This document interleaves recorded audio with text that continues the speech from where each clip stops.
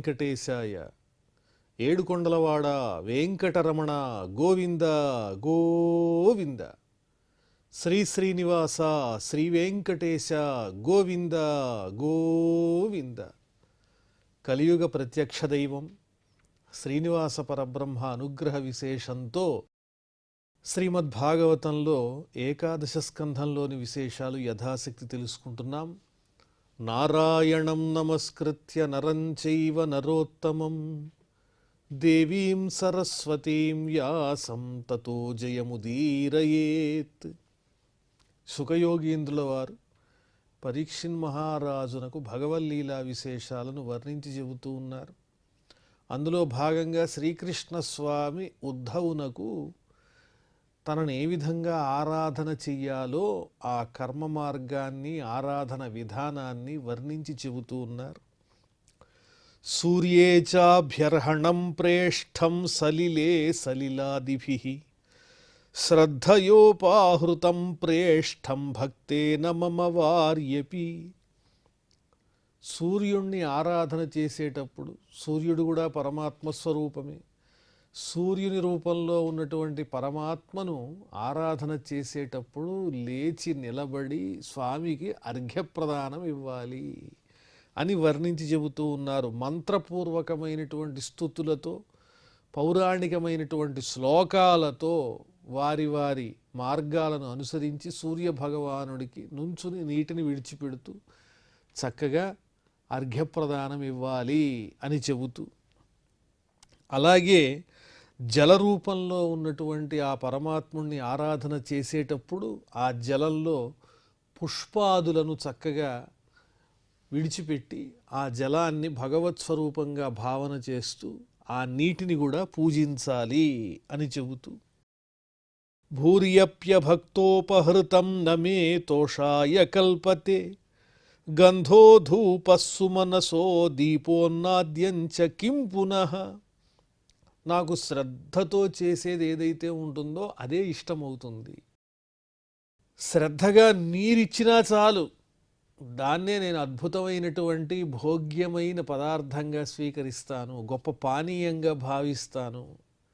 భక్తితో కూడినటువంటి మనస్సుతో ఏ స్వల్పమైన దాన్ని అర్పించినా కూడా అది నాకెంతో ప్రీతికరమవుతుంది. అలా కాకుండా ఆడంబరంగా భక్తి లేకుండా ద్రవ్యాలు ఎక్కువగా పరమాత్మకు నేను సమర్పిస్తున్నాను అందరూ చూడటం కోసం అనే డాంబిక భక్తితో చేసేటువంటి పూజ పరమాత్మకు చేరదని చెబుతూ, భక్తితో ఇచ్చేటువంటి జలమైన, పుష్పమైన, గంధమైన, ధూపమైన, దీపమైన ఏదైనా సరే నీరిస్తేనే తృప్తి పడేటువంటి నేను మిగతా ద్రవ్యాల గురించి వేరే ప్రత్యేకంగా చెప్పాలా? ఏ ద్రవ్యాన్ని ఇచ్చినా భక్తితో దానికి నేను సంతుష్టిని చెందుతాను అని పరమాత్ముడు చెబుతున్నాడు. ఇదంతా దేనికోసం అంటే మానసికమైన ఏకాగ్రత కుదరటానికి ఇవన్నీ కూడా ఆయుధాలు లాంటివి. శుచి సంభృత సంభార ప్రాగ్దర్భై కల్పితాసన ఆసీన ప్రాగుదగ్వార్చేత్ అర్చాయాం అధ సమ్ముఖ. ముందుగా ఆ ఆరాధన చేసేటువంటి ఆ మానవుడు, సాధకుడు ఏం చెయ్యాలి?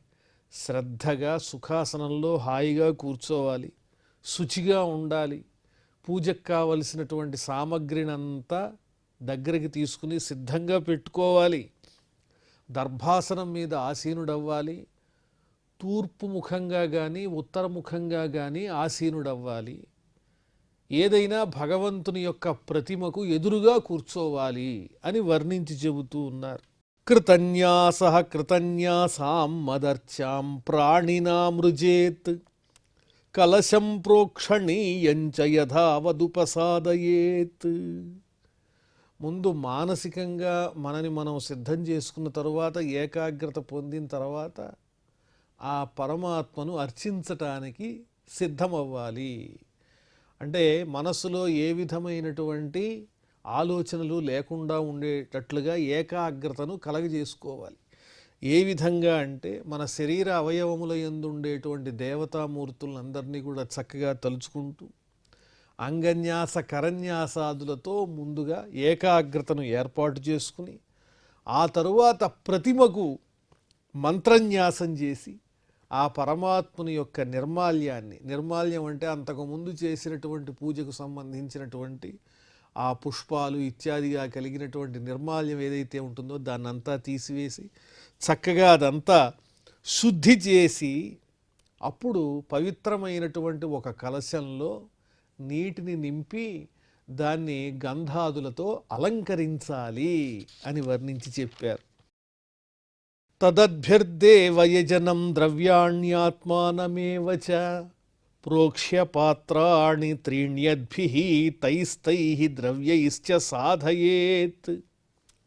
ఆ కలశంలో సిద్ధం చేసుకున్నటువంటి పవిత్రమైన జలం ఉంటుంది. ఆ కలశాన్ని అలంకరించుకున్న తర్వాత అందులో ఉన్నటువంటి జలములతో ప్రోక్షణ చెయ్యాలి. దేవ మందిరం ఏదైతే ఉందో ఆ దేవ మందిరము, ప్రతిమ, అదేవిధంగా పూజా ద్రవ్యాలు, అక్కడ ఉన్నటువంటి పవిత్రమైన వస్తువులు, అలాగే తనని కూడా ఆరాధన చేసేటువంటి వారు కూడా తనని తాను చక్కగా ప్రోక్షణ చేసుకుని ఆ తరువాత అర్ఘ్య పాద్య ఆచమనీయాది పాత్రలను జలములతో చక్కగా నింపి వాటిని కూడా అలంకరించి వాటి మీద కూడా ప్రోక్షణ చెయ్యాలి. పాద్యార్ఘ్యాచమనీయార్థం త్రీణి పాత్రాణి దేశికః హృదా శీర్ష్ణా చ శిఖయా గాయత్ర్యా చాభిమంత్రయేత్. పాద్యము, అర్ఘ్యము, ఆచమనీయము అంటే పాదాలు కడుక్కోవడానికి స్వామివారికి నీళ్ళు ఇవ్వటం, చేతులు కడుక్కోవడానికి నీళ్ళు ఇచ్చినట్టుగా భావన చేయటం, మంచినీరు త్రాగటానికి ఇచ్చినట్లుగా భావన చేస్తూ స్వామివారికి సమర్పించటానికి సిద్ధం చేసుకున్నటువంటి జలములు. ఆ పాత్రలు ఏవైతే ఉంటాయో వాటిని శుద్ధి చేసి వాటిల్లో పవిత్ర జలాలు సిద్ధం చేసుకుని వాటిని కూడా అలంకరించుకున్న తరువాత ఆ పాత్రను క్రమంగా హృదయాయ నమః, శిరసే స్వాహ, శిఖాయైవ షట్ అనేటువంటి మంత్రాలతో, గాయత్రీ మంత్రంతో చక్కగా అభిమంత్రించాలి. అంటే ఇదంతా భావనతో చేసేటువంటి పూజా కార్యక్రమం. ఆ పాత్రల్లో ఉన్న జలం పవిత్రం, మనం చేసేటువంటి ఆరాధన పవిత్రం, మంత్రపూరితమైనటువంటి ఈ పవిత్రమైనటువంటి కర్మ ద్వారా, ఆరాధన ద్వారా భగవానుడు ఆనందించాలనేటువంటి ఆలోచనతో అక్కడున్న ద్రవ్యాలన్నీ పవిత్రమైనట్లుగా జలములతో ప్రోక్షణ చేసి పాద్య అర్ఘ్య ఆచమనీయ పాత్రలను కూడా సిద్ధం చేసుకుని ఆ తరువాత పిండే వాయువగ్ని సంశుద్ధే హృద్పద్మస్థాం పరాం మమ అణ్వీం జీవకళాం ధ్యాయేత్ నాదాంతే సిద్ధభావితాం. ముందుగా మానసికమైనటువంటి పూజ, మనస్సును ఏకాగ్రతలో చేసుకునేటువంటి విధానాన్ని చెబుతూ, నిజానికి సిద్ధులందరూ కూడా మనస్సుని సిద్ధం చేసుకున్న తర్వాతే వాళ్ళు చేసేటువంటి ఆ పూజాధికాలన్నీ కూడా నిర్వర్తిస్తూ ఉంటారు, తపస్సు ఇత్యాధికాలు. లేకపోతే ఎక్కడ నిలుస్తుందో ఆ తపశ్శక్తి? ముందు ప్రాణాయామంతో చక్కగా తన హృదయం నిండా గాలి నింపుకుంటూ చక్కగా విడిచిపెడుతూ ఆ ప్రాణాయామం చేసి ఆ ప్రాణాయామంతోనూ ఉపాసన అనేటువంటి అగ్నితో, ప్రాణాయామం అంటే వాయువు, ఉపాసన అంటే అగ్ని, ఈ రెండిటితో కూడా శుద్ధి చేసుకుని తన హృదయం అనేటువంటి చక్కని పద్మం, ఈ హృదయం అనేదే ఒక పద్మంగా భావించి ఆ పద్మంలో పరమాత్ముడున్నాడు, ఆసీనుడై ఉన్నాడు, సూక్ష్మస్వరూపుడై ఉన్నాడు, అంతు చిక్కనటువంటి ఆ జీవస్వరూపాన్ని నడిపించేటువంటి అంతర్యామి ఆ పరమాత్ముడే అని సూక్ష్మరూపుడై ఉన్నటువంటి ఆ పరమాత్మని హృదయంలో చక్కగా ధ్యానం చేస్తూ ఓంకారంతో ఆ స్వామిని ధ్యానం చేయాలి. ఓం అని చెప్పి ఆ హృదయంలో మన ఇష్టదైవాన్ని చక్కగా ఓంకారంతో ప్రారంభించి ధ్యానాన్ని ప్రారంభించాలి. తయా ఆత్మభూతయా పిండే వ్యాప్తే సంపూజ్య తన్మయః ఆవాహ్యార్చాదిషు స్థాప్య న్యస్తాంగం మాం ప్రపూజయేత్. ఈ విధంగా ముందు లోపల ఉన్నటువంటి ఆ పరమాత్మను చక్కగా ఓంకారపూర్వకంగా ధ్యానం చేస్తూ చైతన్యాన్ని సంతరించుకుని ఆ చైతన్య స్వరూపుని ద్వారా మనలో భక్తి అనేటువంటి చైతన్యం కలుగుతుంది. ఆ తరువాత ఆ చైతన్యం అనేది దేహమంతా చక్కగా విస్తరించి ఒక పవిత్రమైన భావాన్ని కలిగిస్తుంది. మనం ఇప్పుడు భగవంతుని యొక్క ఆరాధనలో నిమగ్నమవుతున్నాము అనేటువంటి స్థితిని మానసికంగా సిద్ధం చేసుకుని అప్పుడు అక్కడ ఉన్నటువంటి ఆ భగవంతుని యొక్క ప్రతిమలు ఏవైతే ఉంటాయో ఆ ప్రతిమ యందు ఆవాహన ఇత్యాదులన్నీ ప్రారంభించాలి. ఆ తరువాత ఆయా ముద్రలతో అంగన్యాసాదులన్నీ చక్కగా ఆగమోక్త విధానంగా జరపాలి. పాద్యోపస్పర్శార్హణాదీనుపచారాన్ ప్రకల్పయేత్ ధర్మాదిభిశ్చ నవభిః కల్పయిత్వా ఆసనం మమ. పరమాత్మునికి ఆసనం, స్వామి వచ్చి ఆసనాన్ని అలంకరించు అనే విధానాన్నే మంత్రపూర్వకంగా శ్లోకరూపంగా పఠించటం. ఈ పాద్యము, అర్ఘ్యము, ఆచమనీయము అనేటువంటి ఉపచారాలన్నీ ఆ పరమాత్మకు చెయ్యాలి. స్వామి ఇదిగో పాదాలు కడుక్కోవడానికి నీళ్లు తీసుకో, చేతులు కడుక్కోవడానికి నీళ్లు తీసుకో, ఈ నీటిని చక్కగా స్వీకరించి ఈ నీటిని త్రాగు అని చెప్పి ఆ తర్వాత కూర్చోవడానికి చక్కని ఆసనాన్ని కల్పించాలి. ఆ ఆసనానికి ఉండేటువంటి 4 కోణాలు ఏవైతే ఉన్నాయో వాటిల్ని ధర్మము, జ్ఞానము, వైరాగ్యము, ఐశ్వర్యము అని వర్ణిస్తున్నారు. మరి ఆ పీఠం ఏదైతే ఉందో, స్వామికి ఆసనంగా కల్పించేటువంటిది ఏదైతే ఉందో దాని మీద 9 విధాలైనటువంటి మూర్తులు ఉన్నట్లుగా భావన చెయ్యాలి. ఆ 9 మూర్తులు ఏమిటో వ్యాఖ్యానంలో వర్ణించి చెప్పారు. విమల, ఉత్కర్షిణి, జ్ఞానము, క్రియా, యోగము, ప్రహ్వ, సత్య, ఈశాన, అనుగ్రహ అనే పేరు కలిగినటువంటి 9 మూర్తులతో ఆ పీఠం ఉన్నట్లుగా భావన చెయ్యాలి. చేసి పద్మమష్టదళం తత్ర కర్ణికా కేసరోజ్వలం ఉభాభ్యాం వేద తంత్రభ్యాం మహ్యం తూ భయసిద్ధయే. ఆ పీఠం మీద 8 రేకులతో కూడినటువంటి అష్టదళ పద్మం ఉన్నట్లుగా, ఆ పద్మంలో మధ్య ఒక కర్ణిక అంటే దుద్దులాంటి భాగం ఉన్నట్లుగా, అదేవిధంగా పుప్పొడి ఉన్నట్లుగా భావన చేసి అలాంటి అష్టదళ పద్మంతో కూడినటువంటి మూర్తులతో కూడిన 4 కోణములతో కూడినటువంటి చక్కని ఆసనాన్ని పరమాత్మకు సమర్పించినట్లుగా కూర్చోటానికి మనస్సులో భావన చెయ్యాలి. అప్పుడు పరమాత్మనికి సంతోషం కలుగుతుందని ఆయనే చెబుతున్నాడు. ఆ తరువాత వేద మంత్రములతో అదేవిధంగా తంత్రములతో రెండిటినీ కూడా నన్ను అర్చించినట్లయితే వారికి స్వర్గాదులు లభిస్తాయి, ముక్తి కూడా లభిస్తుంది అని చెబుతున్నారు. ఉభాభ్యాం వేదతంత్రాభ్యాం మహ్యం తూ భయసిద్ధయే. ఉభయసిద్ధయే అనే దానికి ఎన్నో వ్యాఖ్యానాలు ఉన్నాయి. ఉభయము అంటే ఈ లోకంలో ఉన్నప్పుడు ఈ కర్మ సంబంధమైనటువంటివి ఏవైతే కష్టాలు ఉంటాయో అవేం అంటకుండా చేసి నెమ్మదిగా ముక్తినివ్వటం, ఈహపర సుఖము లేదా స్వర్గాదులు, తద్వారా తరువాత ముక్తి. ఇలా ఈ రెండిటిని ఇహపర సంబంధమైనటువంటి సమస్తమైన ఆనందములను నేను అందిస్తాను. సుదర్శనం పాంచజన్యం గదాశీషు ధనుర్హలాన్ ముసలం కౌస్తుభం మాలాం శ్రీవత్సం చానుపూజయేత్. నా రూపాన్ని ఎలా భావన చేస్తూ చూడాలి అంటే, ఆ ప్రతిమని చూసినప్పుడు ఆ స్వామిలో ఉన్నటువంటి చక్కని ఆ ఆయుధాలన్నీ దర్శిస్తూ, హస్తములను దర్శిస్తూ, చక్రము, శంఖము, గద, నందకం అనేటువంటి కత్తి, శార్ంగం అనేటువంటి ధనుస్సు, బాణాలు, ధనుస్సు, బాణాలు, నాగలి, రోకలి, హృదయమునందేమో కౌస్తుభమణి అని పేరు కలిగిన చక్కని మణి ప్రకాశిస్తూ ఉంటే, కంఠసీమలో వైజయంతి అనే పేరు కలిగినటువంటి మాల, హృదయసీమనందేమో శ్రీవత్సం అనేటువంటి చక్కని పుట్టుమచ్చ, వీటన్నింటినీ ప్రత్యేకంగా స్వామివారి యొక్క ఆయుధములను, స్వామివారి చిహ్నములను ప్రత్యేకంగా పూజించాలి. నందం సునందం గరుడం ప్రచండం చండమేవచ మహాబలం బలం చైవ కుముదం కుముదేక్షణం. ఇక స్వామివారికి సంబంధించినటువంటి పార్షదులు ఎవరైతే ఉంటారో వాళ్ళందరినీ అర్చించాలి. అందులో ప్రధానమైనటువంటి వారు ముఖ్యంగా స్వామికి అనేక రకాలుగా సేవ చేసేటువంటి ఆ గరుత్మంతుడు, తనపై స్వామిని అధిరోహింపజేసుకున్నటువంటి వాహన స్వరూపుడైనటువంటి గరుత్మంతుడిని స్వామికి అభిముఖంగా ఎదురుగా ఉంచాలి. ఆ తరువాత 8 మంది పార్షదులున్నారు. నందుడు, సునందుడు, ప్రచండు, చండు, మహాబలుడు, బలుడు, కుముదుడు, కుముదేక్షణుడు, వీళ్ళందరినీ కూడా మొత్తం 8 మంది స్వామివారికి 8 దిక్కులలో 8 మందిని చక్కగా ఉంచి పూజించాలి.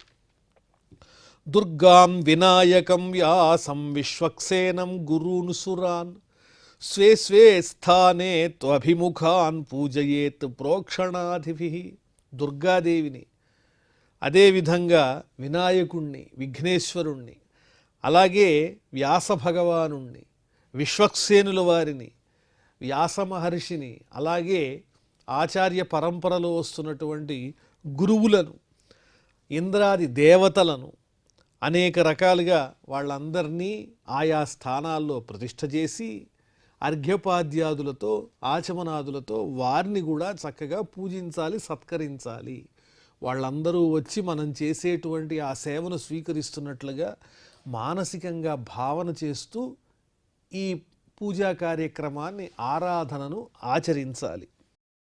చందనోసీర కర్పూర కుంకుమా గురువాసితైః సలిలై స్నాపయేన్మంత్రైః నిత్యదా విభవే సతి. బాగా సంపదలు గనక ఉన్నట్లయితే సంపదను అనుసరించి విత్తశాఠ్యం చేయకుండా, లోభానికి గురి కాకుండా చక్కని సుగంధభరితమైన గంధం, స్వచ్ఛమైన గంధం, వట్టివేళ్ళు, అదేవిధంగా కుంకుమ పువ్వు, కర్పూరము, అగురు మొదలైనటువంటి పవిత్ర పరిమళ ద్రవ్యాలు ఏవైతే ఉన్నాయో వాటిలన్నిటిని నీటిలో చక్కగా కలిపి సువాసనాపూరితమైనటువంటి ఆ జలములతో స్వామివారికి అభిషేకం చెయ్యాలి. నన్ను ఆ విధంగా పరిమళవంతములైనటువంటి నీటితో అభిషేకించాలన్నారు. ఎప్పుడు సంపదలు ఉంటే, ఒకవేళ అంత స్థాయి లేకపోతే మామూలుగా ఉన్నటువంటి స్వచ్ఛమైన జలాలతోనే స్వామివారికి అభిషేకం చెయ్యాలి. స్వర్ణఘర్మానువాకేన మహాపురుష విద్యయ పౌరుషేణాపి సూక్తేన సామభీరాజనాదిభిః. అలాగే వేదమంత్రముల పేర్లు చక్కగా తెలియజేస్తున్నారు. ఆ వేదమంత్రముల యొక్క అనువాకాలతో, అదేవిధంగా పురుష సూక్తంతో, అలాగే ఇంకా జితంతే పుండరీకాక్ష జితంతే విశ్వభావన నమస్తేస్తు హృషీకేశ మహాపురుష పూర్వజ అని మహాపురుష విద్యతో, అంటే పవిత్రమైనటువంటి భగవంతుని యొక్క గొప్పతనాన్ని తెలియజేసేటువంటి శ్లోకములతో, అలాగే సామవేదాదుల యొక్క మంత్రములతో, వీటన్నిటితో ఆ స్వామివారికి సువాసనాపూరితమైన జలములను అభిషేకిస్తూ ఆ మంత్రపఠనంతో స్వామివారికి ఆనందాన్ని కలిగించాలి. వస్త్రోపవీతాభరణ పత్రస్రగంధలేపనైః అలంకుర్వీత సప్రేమ మద్భక్తో మాం యథోచితం. మన దగ్గరున్నటువంటి స్థితిని అనుసరించే స్వామివారికి ఒక చక్కని వస్త్రము, అలాగే ఉపవీతము, యజ్ఞోపవీతము, ఆభరణాలు, అలాగే తిలకము, పుష్పాలు, గంధము, దివ్యమైనటువంటి సుగంధ లేపనాలు, ఇవన్నీ స్వామివారికి అర్పించాలి. పుష్పాలతో అలంకరించాలి, వస్త్రం స్వామివారికి కట్టాలి, తిలకధారణ చెయ్యాలి, పుష్పమాలలు అలంకరించాలి. ఈ విధంగా మన దగ్గరున్నటువంటి ద్రవ్యాలను అనుసరించి చెయ్యాలి. ఎన్ని రకాల ద్రవ్యాలు తెచ్చినా దాంతోపాటు స్వామి పట్ల ప్రేమ ఉండాలి, అభిమానం ఉండాలి, భక్తిభావం ఉండాలి. ఇవి లేకుండా ఎన్ని ద్రవ్యాలు పెట్టి పూజించినా కూడా దానివల్ల ఏమాత్రం ఫలితం ఉండదు. పాద్యమాచమనీయంచ గంధం సుమనసోక్షతాన్ ధూపదీపోపహార్యాణి దద్యాన్మే శ్రద్ధయార్చక. అలాగే పాద్యము, ఆచమనీయము, గంధము, పూలు, అక్షతలు, ధూపదీప నైవేద్యాలు, ఇవన్నీ కూడా స్వామివారికి శ్రద్ధతో సమర్పించాలి. ధూపం ఆఘ్రాపయామి సాక్షాత్ దీపం దర్శయామి అని ఈ రకంగా భక్తిపూర్వకంగా స్వామివారికి మనం అవన్నీ ప్రత్యక్షంగా స్వామికి చేస్తున్నట్లుగా మనసులో భావిస్తూ ఆచరించాలి. గుడపాయస సర్పీంషి షష్కుల్యాపూపమోదకాన్ సంయావదధిసూపాంశ్చ నైవేద్యం సతి కల్పయేత్. నైవేద్యం స్వామివారికి నివేదన, అది కూడా మన స్థితిని అనుసరించి వైభవాన్ని బట్టి బెల్లము, పాయసము, నెయ్యి, వెన్న, అప్పాలు, చక్కిలాలు, లడ్డు, పెరుగు, పాలు, పప్పు, ఇలాంటివన్నీ స్వామివారికి నైవేద్యంగా చక్కగా ఏర్పాటు చేసి స్వామివారు అవన్నీ భుజిస్తున్నట్లుగా భావన చేస్తూ నివేదన చెయ్యాలి. అభ్యంగోన్మర్దనాదర్శ దంతధావాభిషేచనం అన్నాద్య గీత నృత్యాది పర్వణి స్యుః ఉతాన్వహం.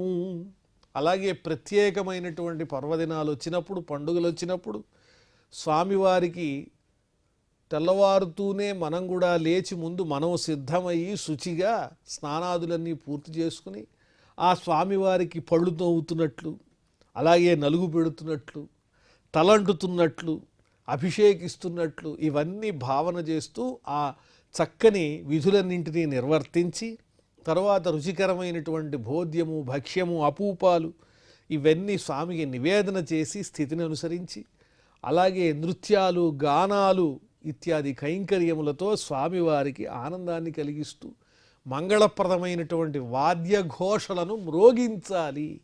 ఇవి పర్వదినాల్లోనే చెయ్యాలని లేదు.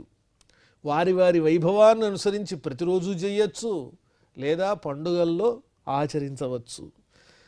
విధినా విహితే కుండే మేఖలాగర్తవేదిభిః అగ్నిమాధాయ పరితః సమూహేత్తు పాడినోదితం.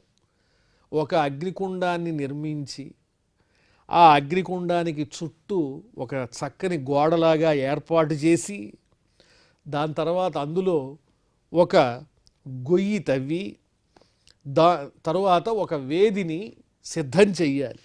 దాంట్లో అగ్నిని ఉంచి ఈ అగ్నికి ఇబ్బంది కలగకుండా చేతిని పెట్టి ఆ అగ్నిని ఊదుతూ ప్రజ్వలింపజేస్తూ అక్కడ ఉన్నటువంటి సమిధలు ఏవైతే ఉంటాయో వాటిని అగ్నిలో ఉంచుతూ అగ్నిని ప్రజ్వలింప చెయ్యాలి. పరిస్థీర్యాథ పర్యుక్షేత్ అన్వాధాయ యథావిధి ప్రోక్షణ్యాసాద్య ద్రవ్యాణి ప్రోక్ష్యాగ్నౌ భావయేత్ మాం. తర్వాత ఆ అగ్నికుండం చుట్టూ దర్భలు పరచాలి. దర్భలు పరిచిన తర్వాత వాటి మీద నీటిని చల్లి శాస్త్రానుగుణంగా సమిధలను చక్కగా అగ్నికి సమర్పిస్తూ ఉండాలి. పూజా ద్రవ్యాలన్నింటినీ ఒక పక్కగా ఉత్తర దిశగా పెట్టుకోవాలి.